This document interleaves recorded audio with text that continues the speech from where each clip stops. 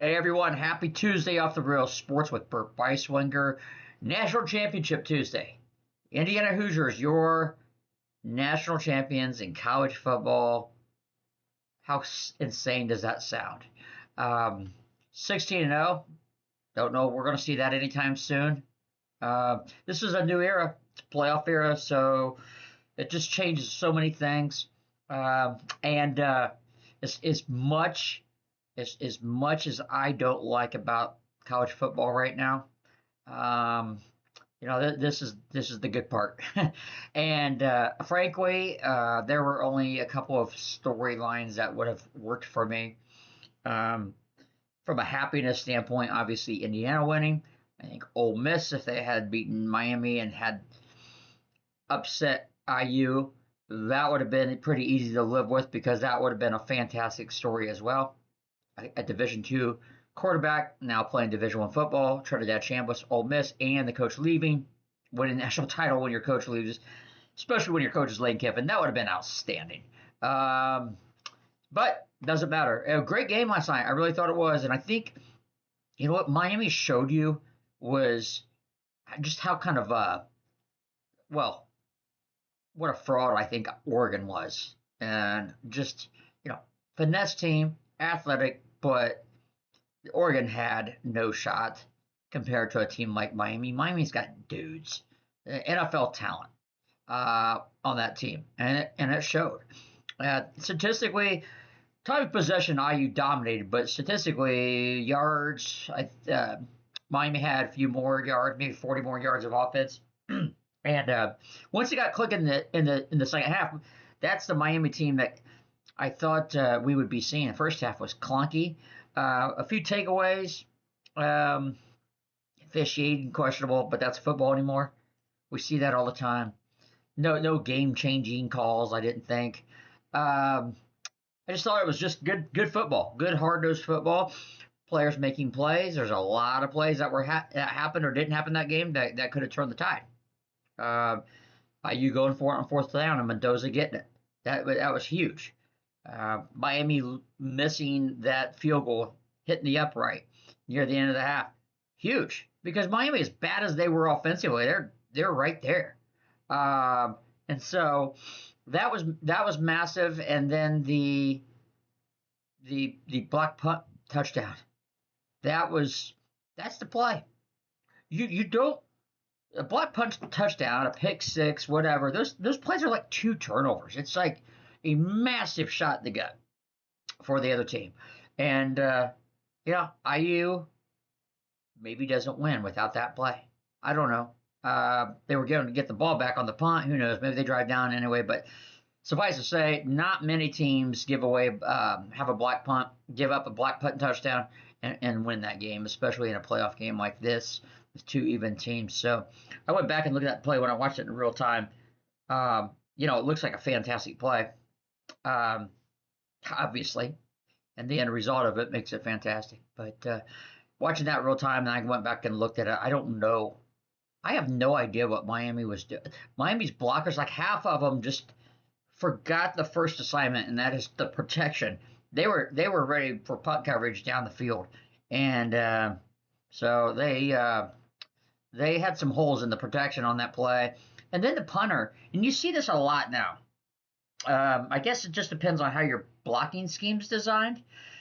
But with you can't have guys bailing out on their blocking assignments with a free man coming around the end, and then the punter deciding instead of just getting the punt off, taking a few steps to the right, really honestly right in the direction of the pass rush. It's like, oh, pass rush, come over here. Let me come over here and punt the ball.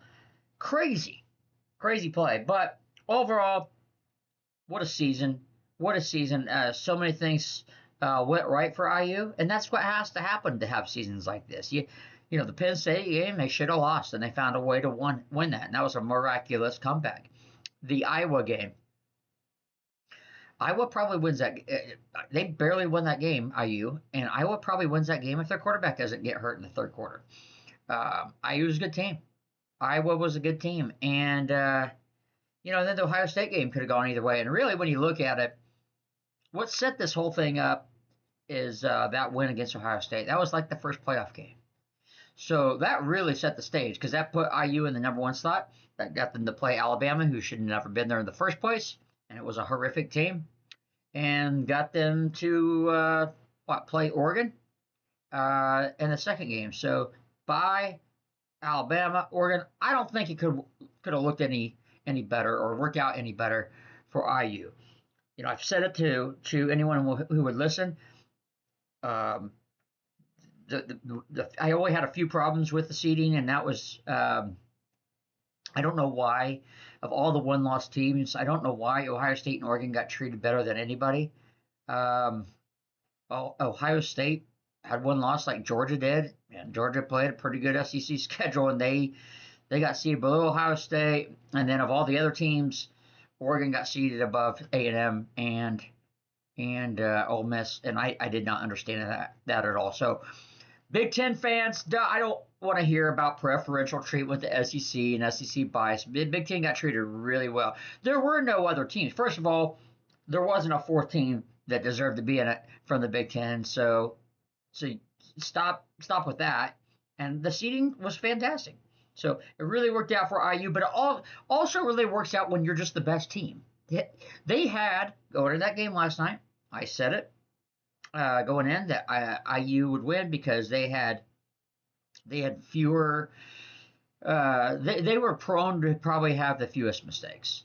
So across the board on both sides of the ball, their margin for error was larger just because they had all those positions covered better, more consistently, I thought, on both sides of the ball and in the trenches. Now, having said that, Miami, hey, look, again, that missed field goal.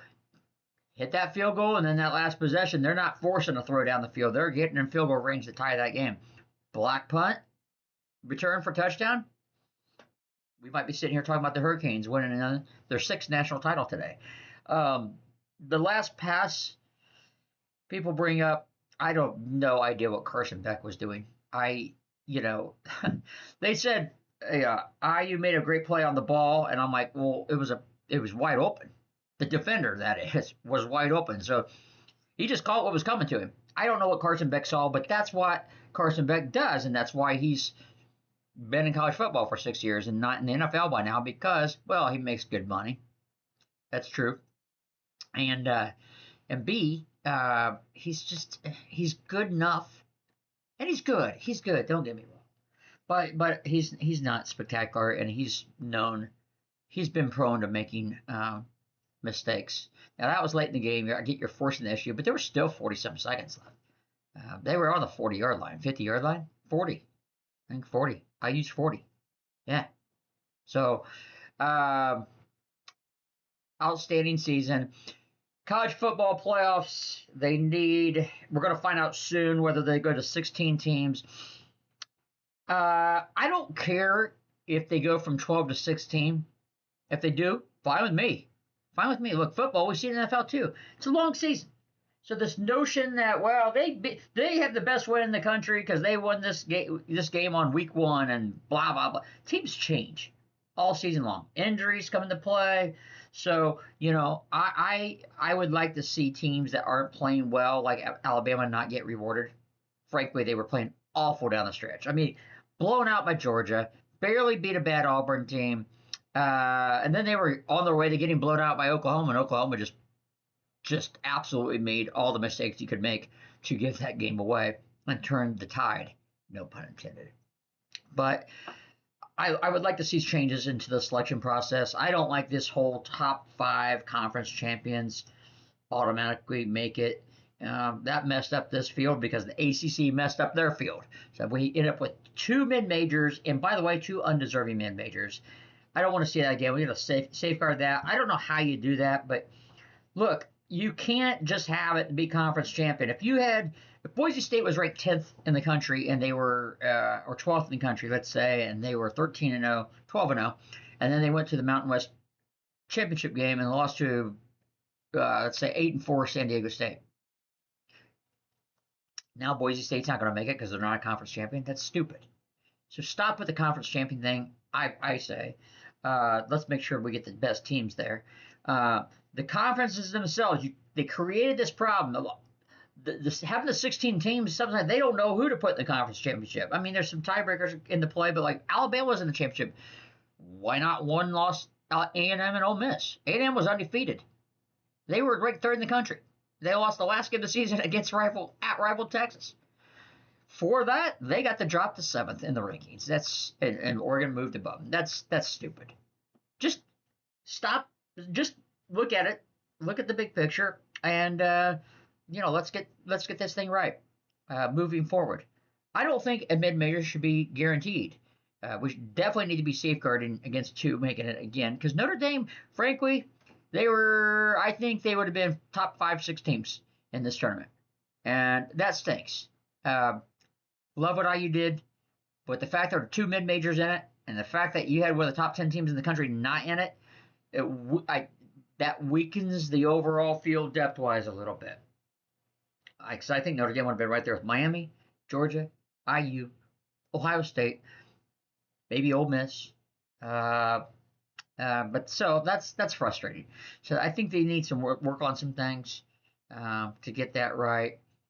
I don't know how they do this, because the NCAA tournament committee does it in every sport, but you gotta get some of these biases out of here, and the shenanigans, right?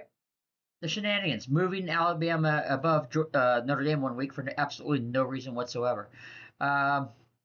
So anyway, we'll see. If they go to 16, great, but get some of this other stuff ironed out as well, because I'm not mad at it going to 16. You throw in BYU, and you throw in Texas, Vanderbilt, probably missing somebody obvious, but nonetheless, those opening week games are awesome. You don't have Oregon playing James Madison. You should have had Oregon playing Notre Dame. Should not have had Ole Miss playing Tulane. Should have had Ole Miss playing BYU, or vice versa. Ole Miss playing Notre Dame and BYU at Oregon. Doesn't matter. That would have made for a better tournament. Anyway, final thoughts on IU. We are going to heap all the praise on them for a while. However, what we're going to nip in the bud real quick, and I've heard a few times, I heard Scott Van Pelt say it, is this one of the best teams in history, college football history? The answer is no, it is not. It is one of the best stories. It's one of the most impressive runs, I would say. Well, first of all, this is only the second year of the tournament, so let's go backwards. Teams played one game.